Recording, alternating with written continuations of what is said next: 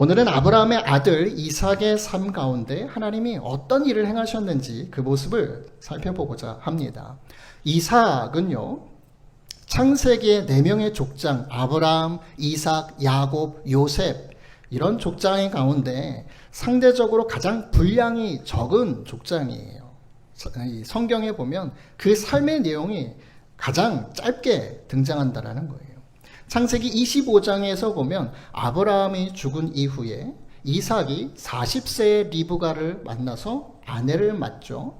또 60세에 쌍둥이 아들 에서와 야곱을 낳는 이야기가 창세기 25장에 언급됩니다. 그리고 그 내용 가운데 에서가 야곱에게 장자의 명분을 파는 그 팥죽 사건이 등장하거든요. 그건 아들의 이야기인데 이삭의 이야기는 아닌데 그 이삭의 어떤 이야기 가운데 그런 이야기들도 들어가 있어요. 창세기 26장에서 이삭이 어떻게 살았는지 잠깐 언급이 됩니다. 그리고 창세기 27장 보면 바로 이삭이 나이가 많아. 시간이요. 한 장 지났는데 그 다음 이삭의 나이가 훌쩍 노년의 시기로 언급이 돼요. 그리고 장자에게 축복하는, 큰아들 에서에게 축복하려고 했는데 리브가가 둘째 아들 야곱 거짓말을 시켜서 음식을 대접하고 축복을 대신 받는 그런 이야기들이 27장에 나오거든요. 사실상 그 내용도 두 아들 에서와 야곱이 주된 주인공이 되는 이야기이잖아요. 그래서 사실상 이삭에 대한 이야기는요, 창세기 26장 한 장이 전부라고 해도 과언이 아니에요. 비록 언급된 내용은 짧지만 그의 삶에서 하나님의 일하심의 축복이라는 것은 다른 어느 누구 못지 않아요. 그래서 오늘 그 모습을 한번 살펴보려고 합니다. 아브라함은요, 어떻게 보면 개척형 인물이에요. 여러 곳으로 이사하며 살았죠. 그와 그의 가족의 이동 반경이 엄청나게 커요. 지난 시간에도 말씀드린 것처럼 이사의 개념이 아니라 이민의 개념이라고 말씀드렸잖아요. 그 당시에는 비행기도 없었고 자동차도 없었고 그냥 낙타 타고 걸어가는 그런 이민이었어요. 갈대아 우르에서 저 멀리 하란, 그리고 다메섹을 거쳐서 세겜, 가나안 땅에 오게 되고요. 그리고 또 애굽의 소안이라는 곳까지 가족을 이끌고 엄청나게 많은 큰 이동 반경을 가졌던 개척형 인물이에요. 그런데 이삭은요, 아버지 아브라함과는 달리 좀 비교적으로 한 지역에 안정적으로 머물렀던 그런 정착형 족장이라고 할 수 있어요. 이 가나안 땅, 하나님께서 약속하신 가나안 땅에 아브라함이 들어갔는데도 불구하고 그날 흉년이 들고 기근이 들어서 애굽에까지 내려가게 되거든요. 이게 직선거리로 하면 400km, 500km 정도 돼요. 직선거리로 서울에서 부산, 우리나라 끝까지. 근데 직선거리로만 갈 수 없죠. 길이라는 게. 그러면 600, 800km 정도 됐다는 얘기예요. 이제 서울에서 부산까지 2배 거리 정도 되는. 그런데 이삭은요, 애굽으로 가지 않고 블레셋의 그라엘 지역으로 갔다라는 거예요. 이삭은 애굽에 내려간 적이 없어요. 창세기 26장 1절에 아브라함 때에 첫 흉년이 들었더니 그 땅에 또 흉년이 들매 이삭이 그랄로 가서 블레셋 왕 아비멜렉에게 이르렀더니, 아브라함과 이삭의 어떤 환경이나 모습이 참 비슷하게 등장을 합니다. 아브라함 때에도 흉년이 들었는데 이삭이 살 때에도 흉년이 들어요. 이게 이삭의 이동 경로거든요. 여기가 사해고요. 이 위로 올라가면 갈릴리 바다입니다. 여기 지중해고요. 그래서 앞서 지도에 보면 이 부분이 사해잖아요. 여기가 지중해고요. 이 부분이라는 거예요. 이 부분. 그러니까 이삭이 이사하고 다닌 그 지역이 이 부분이에요. 이 부분 안에서. 그러니까 아브라함에 비하면 정착형 사람이라고 볼 수 있었던 거죠. 좀 꽤 안정적으로 지냈던 사람이다라는 거예요. 브엘라 헤로이라는 곳에서 지내다가 기근이 들어서 그랄 지역으로 움직였어요. 거기서 우물을 파게 되는데 그 부엘세바까지 이르르고요. 이 부엘세바에서 대부분 많은 시간을 보내고 그의 노년에는 아마 헤브론, 이 아브라함과 사라, 이 부모님의 묘지가 있는 그런 헤브론에 잠깐 살게 되는, 그리고 이삭도 이 헤브론의 이 막벨라 굴에 안치가 되지요. 그러니까 우물 따라 이동을 하면서 부엘세바에서 가장 오랫동안 거주하고, 거리로 보면요, 이 그랄에서 부엘세바까지요, 이 그랄에서 부엘세바까지는 한 50km 정도밖에 안 되거든요. 그러니까 우리나라로 보면 수도권이에요. 이사를 다녀도 그냥 수도권으로, 지방으로도 아니고요, 수도권으로 이사를 다녔던 그런 모습이에요. 직업이 목축업이잖아요. 가축을 기르는. 그러니까 초목이 필요하고 물이 필요해요. 그래서 목축업은 계속 이사 다닐 수밖에 없거든요. 초목을 따라 움직여야 되기 때문에 한 곳에 정착할 수 없어요. 그럼에도 불구하고 그 이동 경로가 크지 않았다, 안정적이었다. 이삭의 삶이 그랬다라는 거예요. 아브라함과는 다르게 이삭에게 허락하신 하나님의 어떤 특별한 축복이었어요. 여호와께서 이삭에게 나타나 이르시되 애굽으로 내려가지 말고 내가 너에게 지시하는 땅에 거주하라. 하나님은 흉년의 상황에서 이삭과 그의 가정을 머나먼 그 애굽 땅으로 가기를 원치 않으셨어요. 아까 말씀드렸잖아요. 애굽까지 가려면요, 거의 서울에서 부산까지 왕복의 거리예요. 2번 왔다가 2번 가네 거는 거리. 한 달에서 한 달 반 정도 소요되는 그 많은 식구들과 함께 움직이는, 얼마나 힘든 여정인지 몰라요. 네, 다음 주에 이제 살펴볼 야곱의 삶도요, 우리가 이미 알고 있는 바와 같이 참 그 삶이 다사다난하죠. 그리고 먼 타 지역에서의 고생도 많이 하게 됐잖아요. 외삼촌 라반, 밧단 아람으로 가게 되죠. 형 에서의 그런 위협을 피해서 도망가게 되잖아요. 그곳이 아까 지도에서 보면요, 하란이에요. 그러니까 아버지 아브라함의 동생 나홀의 집안이 정착했던 하란, 그곳이 밧단 아람이거든요.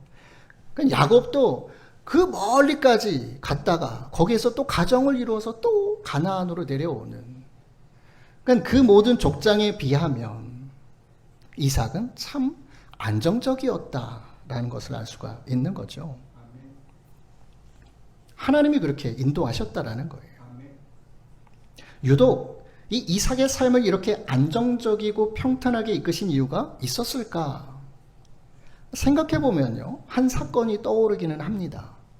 아마도 그가 소년이었을 때, 청소년 시기에 모리아산에서 제물로 바쳐지려 했던 상황, 그 상황이 혹시 하나님의 마음에 많이 걸리셨던 것이 아닐까라는 생각이 들더라고요.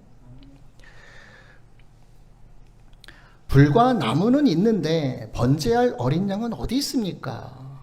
이 소년, 청소년 나이인 것 같아요. 한 중학교 2학년 정도? 중학교 2학년이면 오늘날 사춘기가 극에 달하는 시기죠. 아주 어린 나이이기도 하고요. 아버지를 따라 하나님께 제사를 드리러 가는데 정작 필요한 양이나 염소가 없어요. 가장 중요한 제물이 없어요. 이삭은 제사 방식도 알고 있었죠. 늘 아버지 아브라함이 단을 쌓고 제사를 드리는 거 어떻게 드리는지 다 알고 있었거든요. 그러니까 무언가 이상하다는 것도 느꼈을 거예요. 모리아산에 도착했을 때 제단도 쌓이고 곧이어 아버지로부터 그런데 결박을 당한 채 제단 위에 눕혀지게 되잖아요. 그리고 아버지가 칼을 든 손을 들어서 찌르려고 해요. 그 순간엔 정말 죽음 직전의 공포도 느꼈을 거예요. 어린 나이에. 청소년의 나이, 사춘기의 나이에 겪었던 혼란과 공포의 감정, 엄청난 트라우마가 될 수도 있는 상황이었죠. 그것이 하나님이 아버지 아브라함에게 명하셨던 거예요. 아들 이삭에게는 물어보지도 않으셨거든요.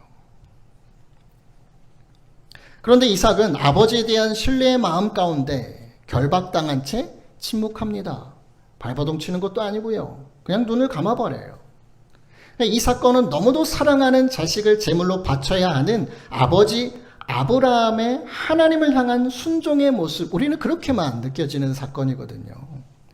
그렇지만 한편으로는요, 아버지의 행동에 이해가 되지는 않지만 그저 신뢰함으로 자신을 내어 맡겼던 아들 이삭의 그 순종의 모습, 아버지에게 순종하는 그 모습도 보여주는 장면이라는 거예요. 하나님과 아브라함과 이삭의 서로 신뢰가 함께 어우러진 장면이 이 모리아산에서의 장면이에요. 하나님은 이 사건이 이삭에게 평생 남는 기억이 될 것임을 너무나도 잘 아셨겠죠.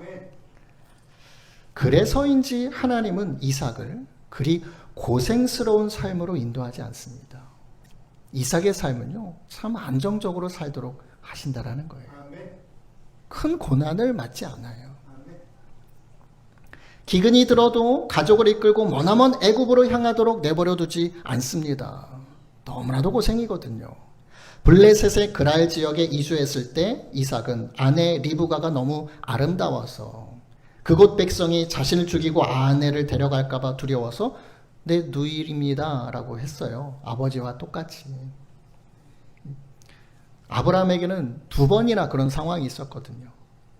애굽에 내려갔을 때에도, 그리고 이 아브라함도 이 블레셋 지역, 그랄 지역에 갔을 때 2번 그랬어요. 사라를 동생이라고, 여동생이라고 했어요. 아브라함은 자신의 아내 사라를요, 애굽 왕에게도 뺏겼고요, 그랄 왕 아비멜렉에게도 뺏겼어요. 그런데 참 다행히 하나님께서 돌이키시고 지켜주셨거든요. 근데 이삭은요, 아내 리브가를 뺏긴 일이 없어요. 뺏기기도 전에 하나님께서 알아서 해결해 주셨다라는 거예요.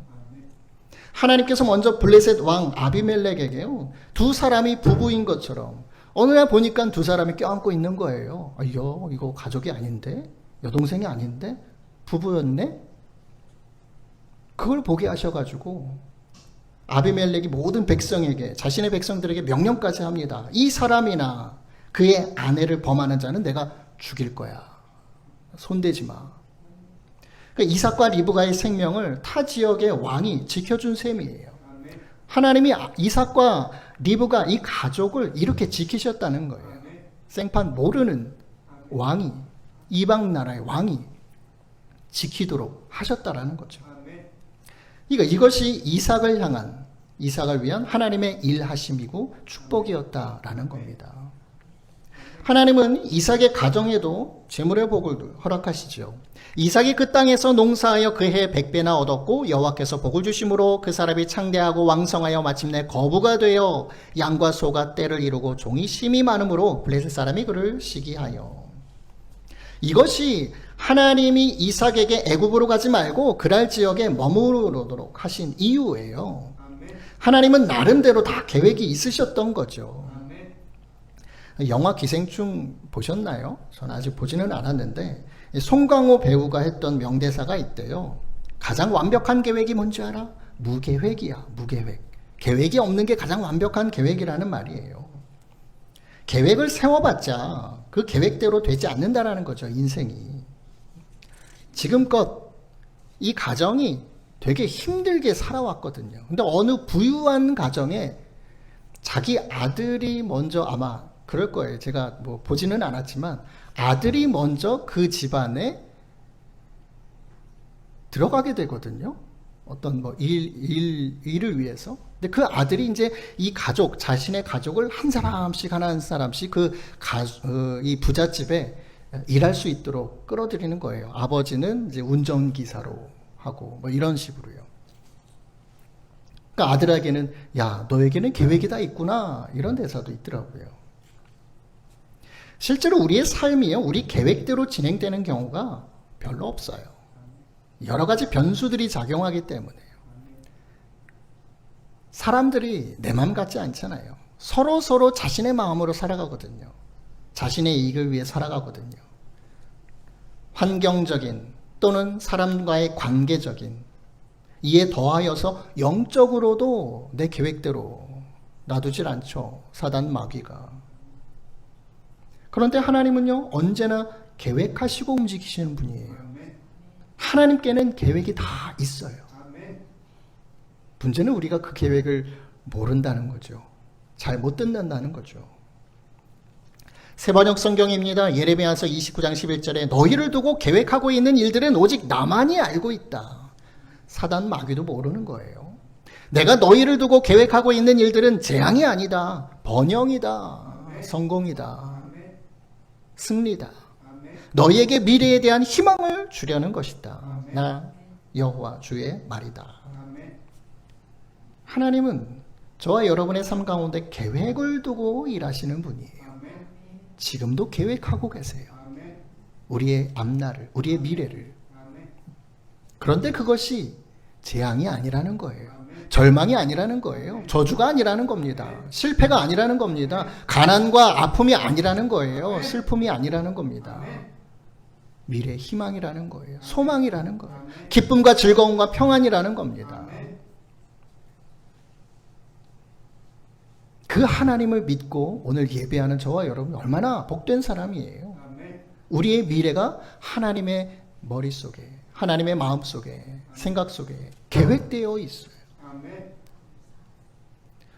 우리의 삶은요, 그저 우리가 살아내는 삶이 아니에요. 우리의 인생은요. 하나님이 이 땅 가운데 나를 보내신 것은요, 그분의 계획 가운데 살아가도록 짜여져 있어요.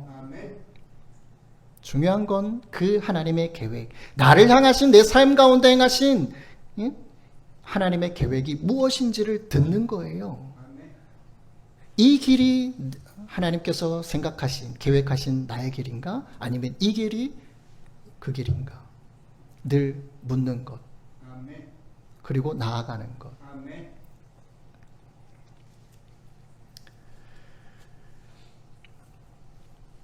당시 가나안 지역에 흉년이 들고 기근이 심해졌는데요. 이삭이 거주했던 그 브엘라 헤로이 1번이죠. 가나안 남부의 네게부 지역이에요. 네게부라는 지역 보이시죠? 여기는 반사막 지역이에요. 건조한 유목 지역이에요. 우물을 의존해야 하는 유목지대. 기근이 들었다는 것은요, 강수량도 없고 줄어들었고 목초지도 그만큼 줄어들었다는 거예요. 우물도 말라갔다라는 것을 의미합니다. 반면에 그랄이라는 지역은 지중해 영향권에 더 가까운 곳이죠. 이곳은 농사도 가능한 지역이에요. 비옥한 평야 지역입니다. 그럼 아브라함은 왜 기근이 들었을 때, 흉년이 들었을 때 이런 지중해 연안의 평야로 안 가고 애굽으로 갔을까요? 애굽이라는 나라는요, 나일강의 축복을 받은 나라예요. 1년 내내 나일강이 엄청나게 잘 흐르는, 그래서 물이 마른 날이 없어요. 그래서 애굽은요, 곡창지대예요. 다른 나라로 수출까지 해가지고 나라가 잘 살게 되는 그런 나라거든요. 그래서 가나안의 흉년이 되면 늘 애굽으로 내려가는 것이 당시 모든 사람들의 당연한 생각이었어요. 기근이 심해지면 이 가나안 지역, 지중해 연안이라고 하더라도 영향받을 수밖에 없거든요. 가장 안전한 곳이, 흉년이 들고 기근이 들었을 때 가장 안전한 곳이 애굽이에요. 거기 가면 굶어 죽지는 않아요. 항상 식량이 넘쳐나니까. 어떻게 보면 아브라함은요, 그 당시 가족들을 이끌고 자신의 어떤 안전한 생각을 가지고 애굽으로 나아갔던 것 같아요. 그런데 이삭은요, 하나님이 말씀하시잖아요. 야, 너 아버지처럼 애굽으로 가지 않아도 돼. 가지 마. 힘들어. 그랄에 머물러 있어.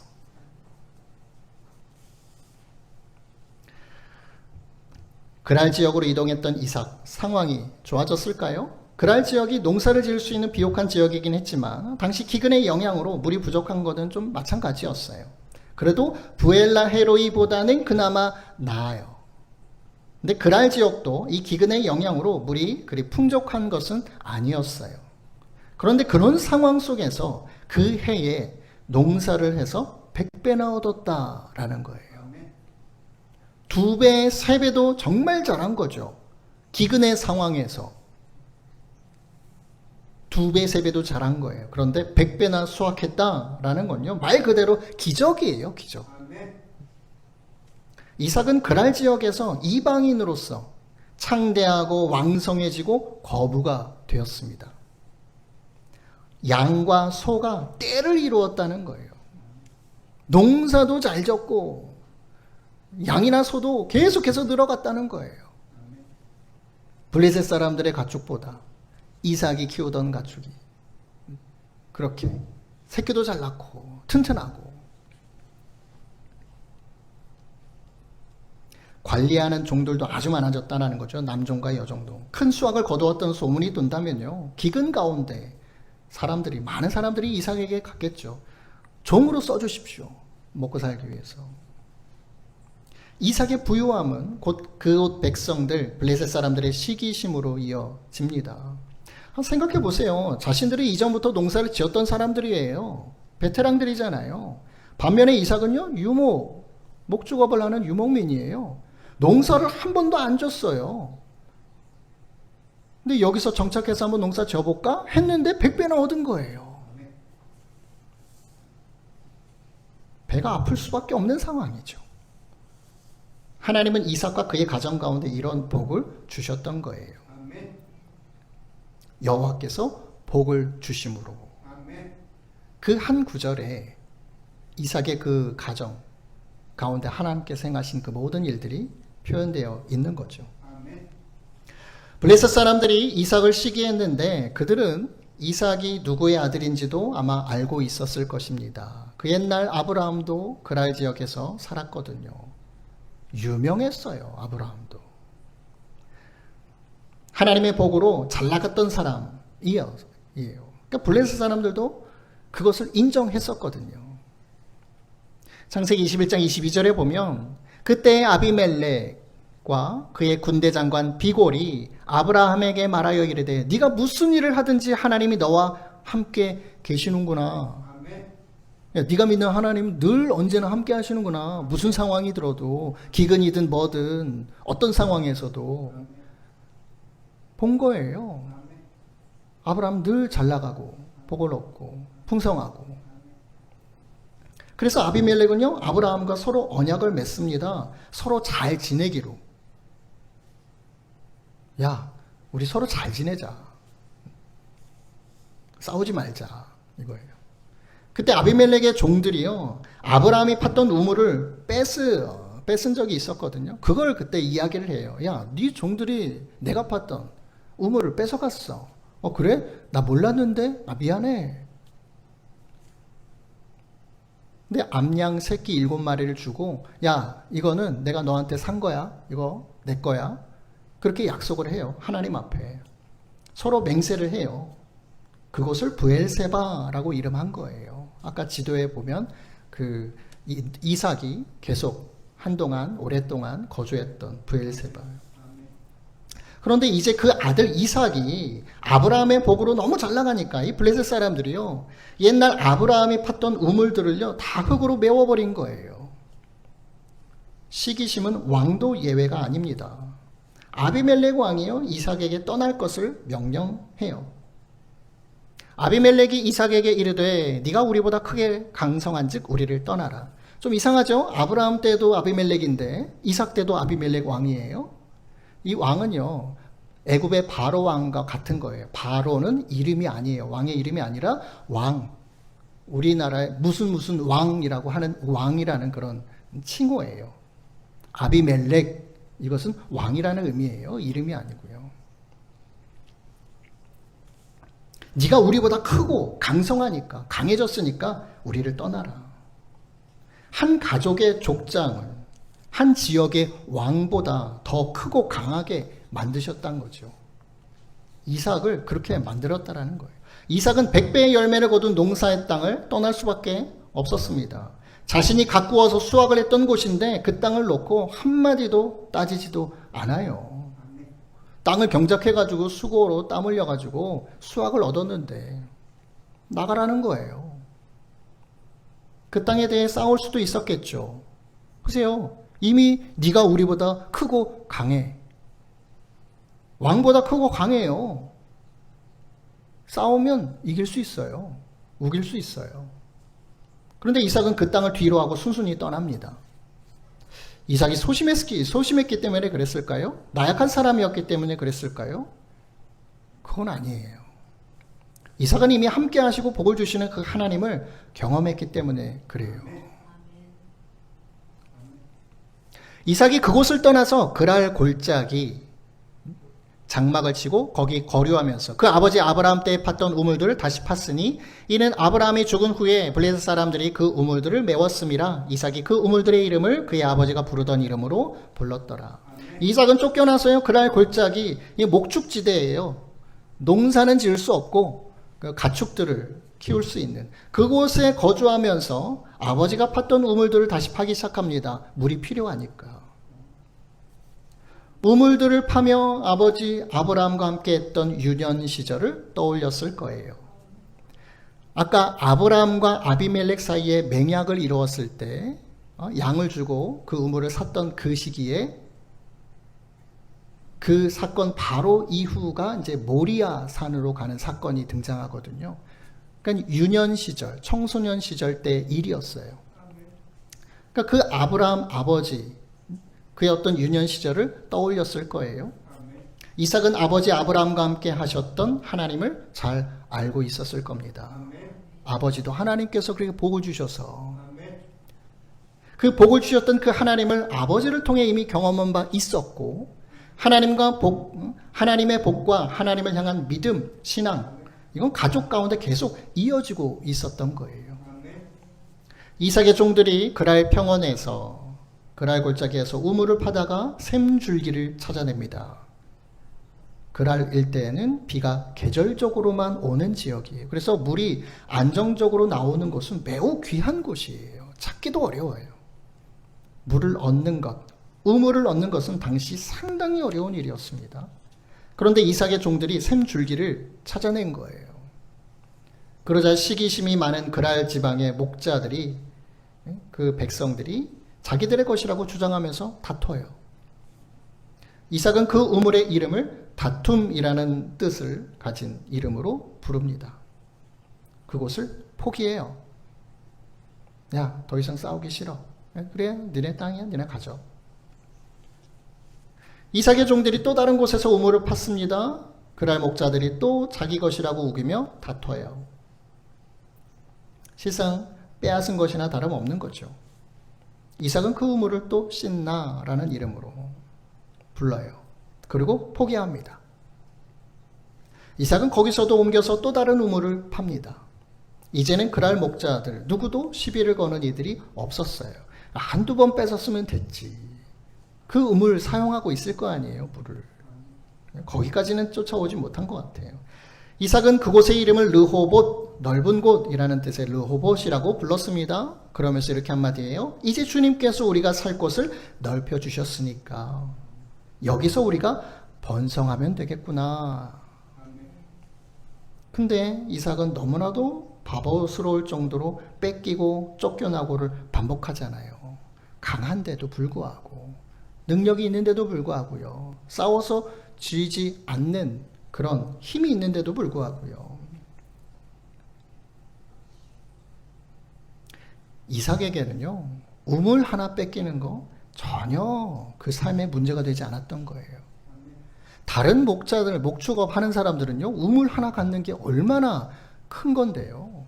그 우물이 없으면, 물이 없으면 가축들 다 말라 죽어요. 다른 사람들에게는 너무나도 강제로 뺏어서 취할 정도로 중요한 곳이에요. 근데 이삭에게는요, 그게 그다지 중요하지가 않아요. 그렇게 중요하지 않아요. 자신의 삶을 뒤흔들 정도의 어떤 그런 문제가 아니라는 거예요. 그의 마음을 힘들게 하고 생각을 혼란스럽게 할 정도로 근심 걱정하게 할 정도의 문제로 다가오지 않았던 거예요. 왜일까요? 하나님이 함께 하시는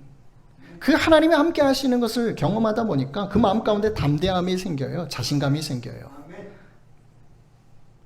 야, 이거 하나님께서 이렇게 인도하셨는데 또 다른 곳에 물을 얻을 수 있도록 하시겠지. 그러니까 하나님을 경험하면 경험할수록 그것들이 문제가 되지 않습니다. 삶의 문제들이.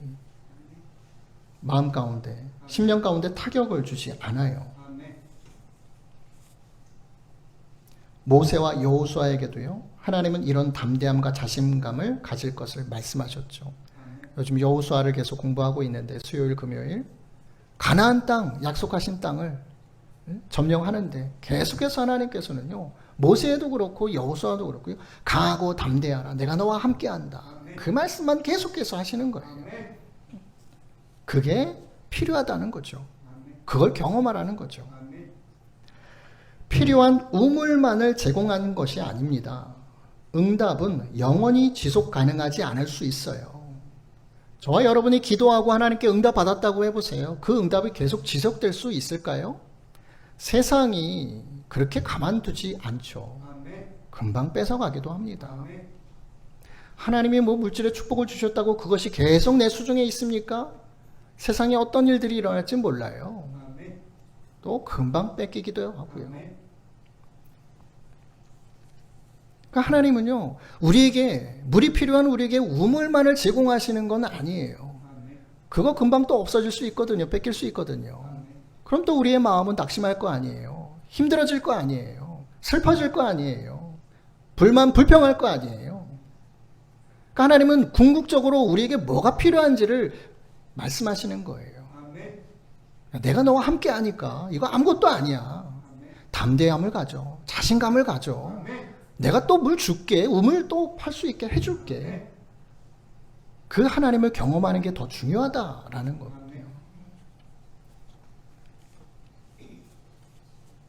우물을 얻었다고 해서 기쁘고 그것을 곧 잃었다고 해서 낙심하고 의기소침해지는 우리의 마음, 그런 마음을 원하시는 것이 아니라 하나님이 함께 하심 가운데 우리 마음 가득히 채워져 있는 그분을 향한 믿음, 담대함, 그 자신감이라는 거예요.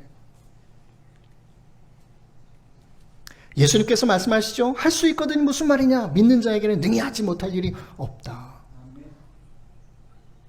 능히 하지 못할 일이 없는 그 믿음을 저와 여러분에게 주신 거예요. 우리가 필요합니다. 좀 돈 좀 주세요. 물질 좀 주세요. 건강 주세요. 여러 가지 우리가 구하잖아요. 근데 참 답답하게 하나님은 그런 것들을 곧바로 안 주시고요, 믿음을 주셨다는 거예요. 빌립보서 4장 13절에 바울이 이렇게 고백하죠. 내게 능력 주시는 자 안에서, 그 예수님 안에서 내가 모든 것을 할 수 있다. 바울이요, 1차, 2차, 3차 전도여행 다니면서 죽을 고비를 얼마나 많이 넣는지 몰라요. 위협도 있었고 따라다니면서 죽이려고 하는 사람들이 곳곳에 있었어요. 유대인들이. 그런데도 담대했어요. 자신감이 있었어요. 얻어 터져도 계속해서 하나님 찬양했어요. 감옥에 갇혀도 찬양하고 복음 전하고. 그렇게 할 수 있는 이유는요, 하나님이 함께 하신다라는 걸 경험했고, 그 마음 가운데 야, 이거 아무것도 아니다, 정말 자신감, 담대함이 가득했다라는 거죠. 이삭은 겸손함 가운데서도 하나님으로 인한 담대함과 자신감을 가지고 있었던 겁니다. 실패에 대한 두려움이나 실족, 잃어버리고 빼앗김에 대한 분노와 낙심, 이런 거는요, 그에게서 찾아볼 수가 없어요. 이것이 정말 이삭에게 또 그의 가정 가운데 행하신 하나님의 일하심이고 축복이었다라는 거죠. 자, 그런데 이삭은요, 르호봇에서 번성을 위해 정착하지 않아요. 거기서 곧바로 또 브엘세바로 옮겨갑니다. 아니, 이제 우물 안 뺏기는데 여기서 번성하겠구나 했는데 거기에 정착하지 않아요. 브엘세바로 옮겨갑니다. 이삭이 우물을 팠더니 그 이름을 르호봇이라고 했고 다투지 않았고, 이제는 여호와께서 우리를 위하여 넓게 하셨으니 이 땅에서 우리가 번성하리로다 하였더라. 그런데 바로 그 다음 이삭이 거기서부터 브엘세바로 올라갔다. 가족들을 이끌고 야, 가자. 여기 아니라는 거예요. 우물도 있는데, 주인님, 여기 우물 이제 안 뺏기는데 왜 다른 데로 가야 됩니까? 힘들게 여기서 좀 더 정착을 하시지요. 아니라는 거죠. 브엘세바로 가야 한다는 거죠. 르호봇에서 브엘세바까지 한 약 30km 정도 되는 거리로 추정됩니다. 르호봇은요, 언제든 또다시 다툼이 일어날 수 있는 여지가 있는 곳이에요. 다투지 않았다라고 나와 있지만 그 앞서 뺏겼던 우물에서 물이 다하면 그랄 백성들이, 그 목자들이 또 와서 뺏지 않겠어요? 그곳이 그들의 땅인데. 그러나 브엘세바는요, 그랄 백성들의 영향력에서 벗어난 지역이에요. 이삭에게 있어서 르호봇은 하나님의 인도하심 가운데 귀한 우물을 얻은 곳이에요. 응답받은 곳이에요. 간절히 기도했는데 응답받았던 그런 곳이죠. 더 이상 다툼이 없는 곳이에요. 번성할 수 있는 곳, 정착할 수 있는 곳, 안정적인 곳, 평안을 누린 곳입니다. 기도응답의 장소. 그런데 브엘세바는 어떤 곳이에요? 아버지 아브라함이 하나님 앞에서 우물 언약을 맺었던 곳. 그 아비멜렉 왕과 함께. 야, 이 우물 내 거야. 하나님의 이름 앞에 약속했던, 맹세했던, 그리고 하나님을 예배했던 곳이에요. 아버지가. 물론 아들 이삭도 어릴 때 이삭이 함께 예배를 했겠죠. 그래서 이삭은요, 가족들을 데리고 브엘세바로 향합니다. 응답의 자리, 지경을 넓히시고 번성할 수 있는 자리에서요, 하나님을 예배하고 하나님의 약속이 있는 자리로 옮겨가는 거예요. 이삭과 가족들 모두가 브엘세바에 도착하자마자 그날 밤에 하나님이 나타나세요. 그 밤에 여호와께서 그에게 나타나 이르시되 나는 너의 아버지 아브라함의 하나님이니 두려워하지 말라. 너의 종, 내 종 아브라함을 위하여 내가 너와 함께 있어 너에게 복을 주어 너의 자손이 번성하게 하리라 하신지라. 이삭이 그곳에 또 제단을 쌓고 여호와의 이름을 부르며 거기 장막을 쳤더니 이삭의 종들이 거기서도 우물을 팠더라. 우물은 문제가 되지 않죠. 우물 파는 거 아무것도 아니에요. 저 뒤에 이제 케냐 선교사님 선교지의 어떤 소식들 저희가 붙여놓는데, 케냐 사막이 많고 네게브 같은 지역이에요. 물이 귀해요. 그래서 우물 파는 사역을 가장 주된 사역으로 하세요. 한 번 파는데 수천만 원 들어요. 근데 한 번 기계 장비가 와서 그 땅을 뚫는데 뚫는 곳마다 물이 나오지 않아요. 물을 얻는 게 쉬운 게 아니에요. 그럼 비용은 비용대로 들고 또 다른 곳에 가서 또 파야 되거든요. 그런데 이삭에게는요, 그런 게 문제가 안 되는 거예요. 종들이 그곳에서도 우물 팠는데 물이 또 나오는 거예요. 예배 자리로 오니까 하나님이 나타나셔서 말씀하시는 거예요. 야, 너의 아버지 아브라함과 같이 내가 너와도 함께 하겠다. 복을 주겠다. 이제 브엘세바는 아버지의 약속이 있는 곳에서 자기 자신에게 하나님의 약속이 주어진 곳이 된 거예요. 아버지를 통해서 하나님을 만났던, 경험했던, 예배했던 그 자리가 이제는 하나님이 직접 만나주시는, 직접 하나님의 약속이 주어지는, 직접 예배하는 자리가 되었다라는 거죠. 이삭은 너무나도 기쁘고 감사했습니다. 우물을 얻는 것보다 하나님의 약속을 듣는 것이 더 기뻤어요. 바로 제단을 쌓고 예배를 드립니다. 그리고 장막을 치고 그곳에 정착을 하게 됩니다. 어김없이 종들이 우물을 팠는데 물을 얻을 수 있었어요. 이삭을 향한 하나님의 일하심은요, 그저 이삭과 그의 가정에만 복을 주신 것이 아니에요. 그 복된 모습을 주변의 사람들이 다 보고 인정하도록 또 하셨어요. 아버지처럼요. 아비멜렉 그랄 왕입니다. 블레셋 왕. 그 친구 아훗삭과 군대 장관 비골과 더불어 그랄에서부터 이삭에게로 온지라. 아버지 때도 아비멜렉, 아까 말씀드렸죠. 이거 왕의 칭호라고. 군대 장관 비골도 똑같은 인물인데 이 비골이 이름이 아니고 그 당시에 그 직함이었던 것 같아요. 그리고 친구까지 데리고 와요. 아훗삭. 누군지 모르겠습니다. 더 이상 성경에서는 설명이 없으니까요. 그러니까 블레셋 아비멜렉 왕이요, 이삭에게 찾아와서 화친을 맺어요. 100배의 열매를 맺었는데, 결실을 했는데 쫓아냈잖아요. 야, 너 나가. 우리 땅에 살지 마. 근데 잘 되는 게, 쫓아냈는데도 불구하고 더 잘 되는 거예요. 더 강해지는 거예요. 야, 안 되겠다. 그러니까 화친 맺자라고 온 거예요.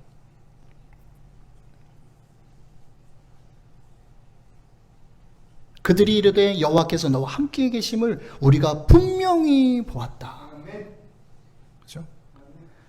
우리의 사이 곧 우리와 너 사이에 맹세해서 너와 계약을 맺고 싶어서 왔다. 너 우리를 해하지 말라. 한 나라의 왕이, 한 족장의 왕이, 민족의 왕이 그냥 가족의 가장한테 와서 야, 너 나한테 해하지 마.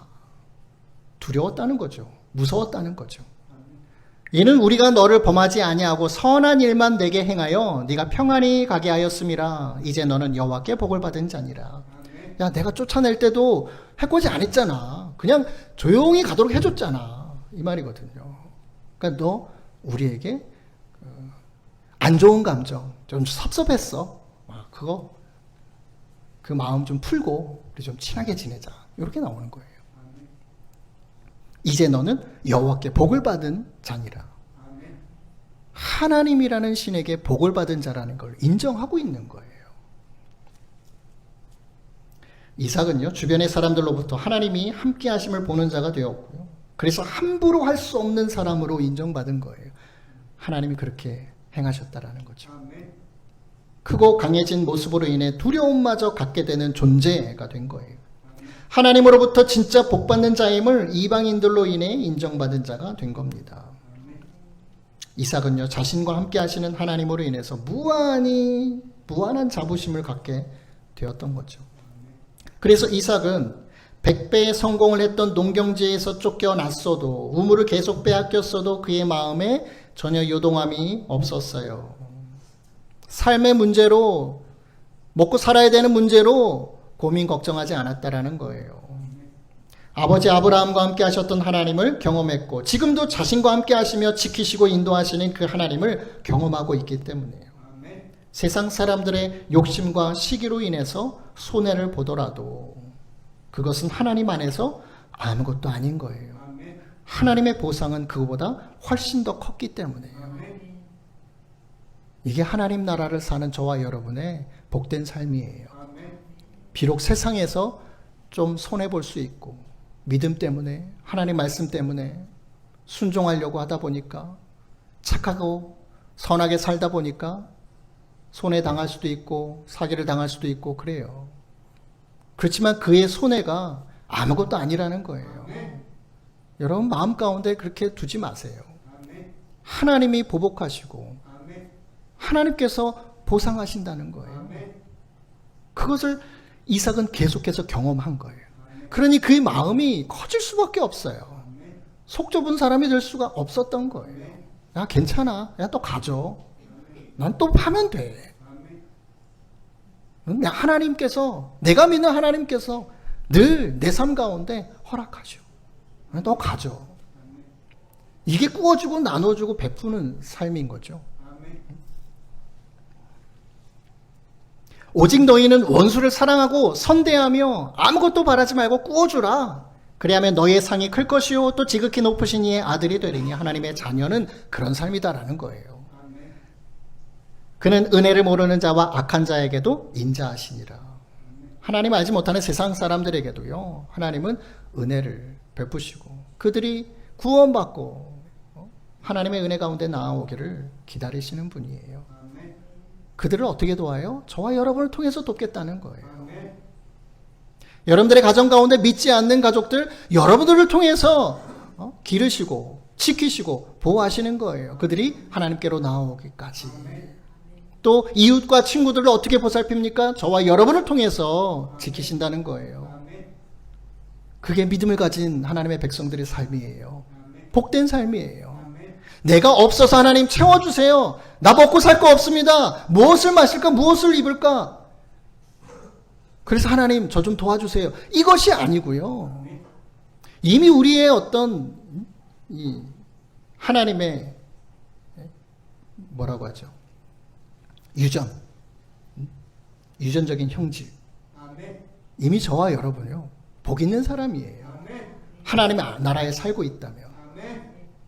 세상의 문제는 아무것도 아니라고 여기십시오.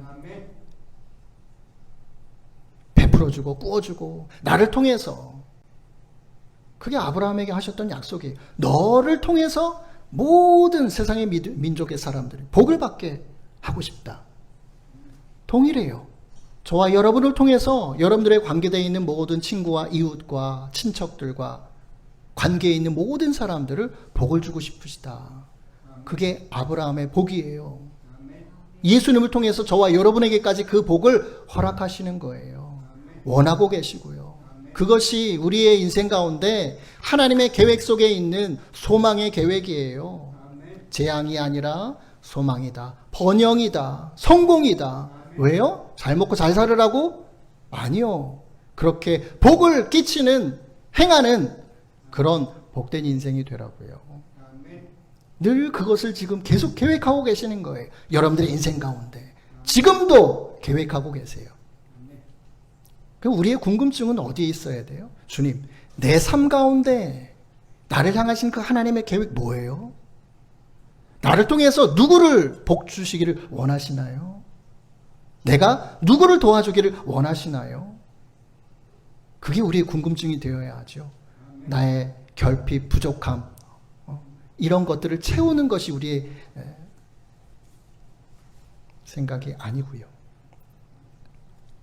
우리 마지막 말씀인데요. 주라 그리하면 너희에게 줄 것이니 곧 후이되어 누르곤들어 넘치도록 하여 너희에게 안겨주리라. 너희가 헤아리는 그 헤아림으로 너희도 헤아림을 도로 받을 것이다. 우리가 세상을 헤아리고 악한 자든 부족한 자든 불쌍한 사람이든 우리가 그들을 헤아릴 때, 우리가 세상을 헤아릴 때예요. 하나님이 도로 우리를 헤아려 주신다는 거예요. 저와 여러분을 먼저 헤아려 주신다는 거예요. 그게 이삭의 축복이에요. 이삭의 가정 가운데 행하신 하나님의 일하심이에요. 오늘 저와 여러분의 가정에도 이런 이삭의 축복, 이삭의 복, 이것을 누리시기를 바랍니다. 우리의 생각이 좀 달라져야겠죠? 우리의 기도의 제목들이, 기도의 내용들이 좀 달라져야 되겠죠? 그것이 성숙한 하나님의 백성들의 기도가 되는 겁니다. 말씀을 통해서, 이삭을 통해서 우리 그런 믿음의 성숙한 하나님의 백성들로서 세상 가운데 베풀고 나눠주고 꾸어주고, 이자 받을 생각하지 말고 꾸어주라는 거죠. 세상은요, 돈을요, 이자 받을 생각으로 꾸어주거든요. 은행이 지금 얼마나 금리가 높아요. 이 받을 생각하고 꾸어주는 거예요. 빌려주는 거예요. 아, 정말 힘드세요? 그런 마음으로 빌려주는 게 아니고요. 아, 그래도 뭐 이자 낼 수 있는 능력이 있어야 우리가 빌려줄 수 있습니다. 이거예요. 신용 정보도 파악해야 되고요. 이 돈 어디다가 쓸 거예요. 다 그것도 얘기를 해야 은행에서는 돈을 빌려주거든요. 아무나 안 빌려줘요. 힘들다고 해서 안 빌려줘요. 돈 필요하다고 다 빌려주지 않아요. 자기가 받을 거 다 계산해보고, 아, 빌려줘도 되겠구나. 그래서 빌려줘요. 세상은 그렇거든요. 하나님은 그 방식이 아니죠. 저와 여러분 사는 방식, 그런 방식이 아니라는 거예요. 세상과는 다른 방식으로 살아가라는 거예요.